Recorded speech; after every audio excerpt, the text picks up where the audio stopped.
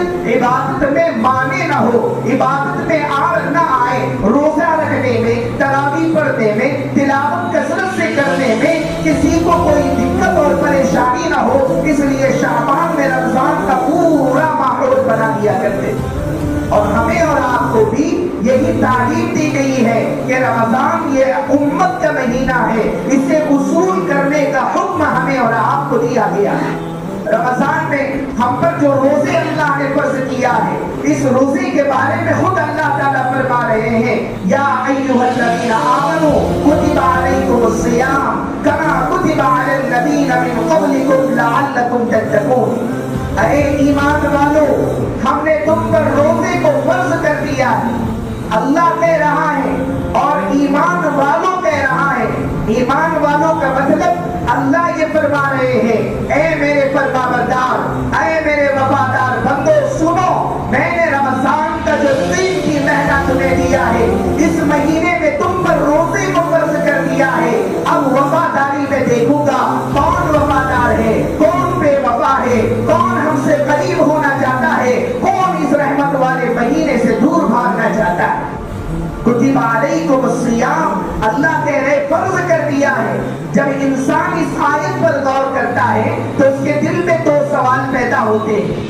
سب سے پہلا سوال یہ کہ اللہ نے کہا ہے ایمان والو تم پر روزے کو فرض کر دیا ہے، تو سوال یہ پیدا ہوتا ہے اللہ تعالیٰ کھانے پینے سے اور دیگر خواہشات سے روک رہے ہیں، اس کا مطلب اللہ ہم سے ناراض ہے، اللہ سزا دے رہے ہیں، اللہ بھوکا رکھنا چاہتے ہیں، اللہ پیاسا رکھنا چاہتے ہیں، اللہ ہمیں آزما رہا ہے۔ تو اللہ نے فوراً آگے جواب دیا، تم یہ مت سوچو کہ تم ہی پر روزے کو فرض کیا ہے، بلکہ تم سے پہلی قوموں پر بھی ہم نے روزے کو فرض کیا تھا۔ یہ روزہ تم پر عذاب نہیں ہے، سزا نہیں ہے، یہ اللہ کی جانب سے غصہ اور عقاب نہیں ہے، بلکہ تم پر یہ رحم اور اللہ کا کرم اور اللہ کی رحمتیں لے کر آ رہا ہے کہ جو روزہ رکھے گا وہ اللہ کا بندہ بن جائے گا، اور اللہ اپنے بندے کو پہچاننے کے لیے روزے کو فرض کر رہا ہے۔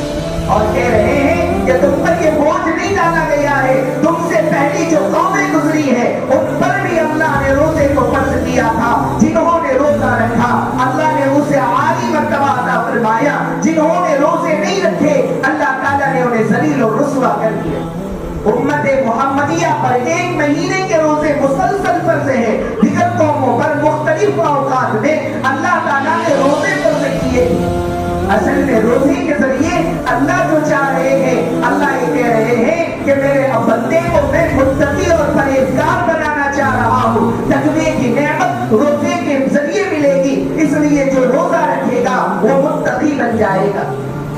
حضرات انبیاء علیہ السلام کو اللہ تعالیٰ نے جب تربیت کے ایک دور سے گزارا تو انہیں بھی اللہ تعالیٰ نے روزے کی تاکید فرمائی کہ تمہیں بھوکا پیاسا اور تنہا جگہ پر آنا ہے اور اللہ کو یاد کرنا ہے۔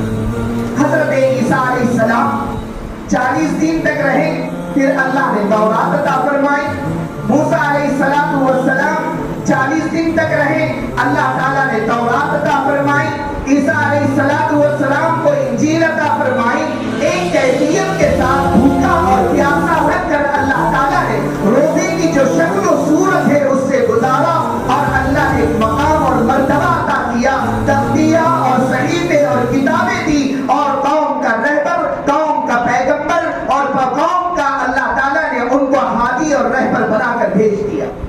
تو انبیاء علیہ السلام کی ذات کو مقدس اور مطہر، پاکیزہ اور عالی مقام بنانے کے لیے اللہ نے روزے کے عمل سے گزارا ہے۔ وہی روزہ اللہ تعالیٰ نے جب بنی اسرائیل کو قوم کو عطا کیا، انہوں نے اللہ کی نافرمانی کی، قیل اور قال کیا، ہیلے اور بہانے تلاش کیے، اور روزہ رکھنے سے انہوں نے اپنے آپ کو پیچھے کر لیا، تو اللہ تعالیٰ نے ذلت اور رسوائی کو ان پر سوار کر دیا۔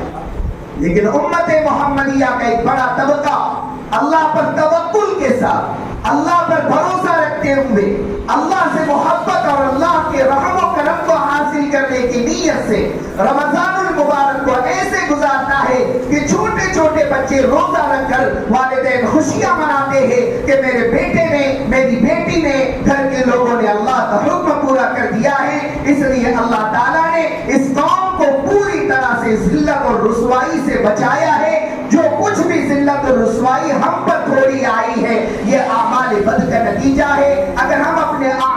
اندر متقی بن جائیں گے. جو روزے کے ذریعے تقویٰ حاصل ہو رہا ہے اس تقوی کی نعمت کو محفوظ کر لیں گے اور روزے کے مقصد کو سمجھ کر زندگی بسر کریں گے تو انشاءاللہ تعالی اللہ کا فضل و کرم ہمیشہ جاری و ساری ہم پر رہے گا اور کامیابی ہمارے قدم چومتی رہے گی. تو رمضان کی پہلی عبادت روزہ.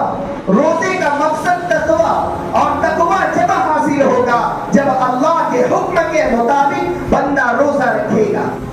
اگر کوئی آدمی روزہ رکھتا ہے فضولیات میں غفلت میں دیگر کاموں میں مصروف رہتا ہے گناہ کا عادی بنا ہوا ہے تو اللہ پاک ایسے بندے سے اللہ تبارک و تعالی ایسے بندے کے روزے کو قبول نہیں فرماتے. ایک آدمی دن بھر کا روزہ رکھتا ہے افطار کے وقت حرام روزی سے افطار کر رہا ہے. ایک بندہ روزہ رکھتا ہے فرض نمازوں سے غافل ہے.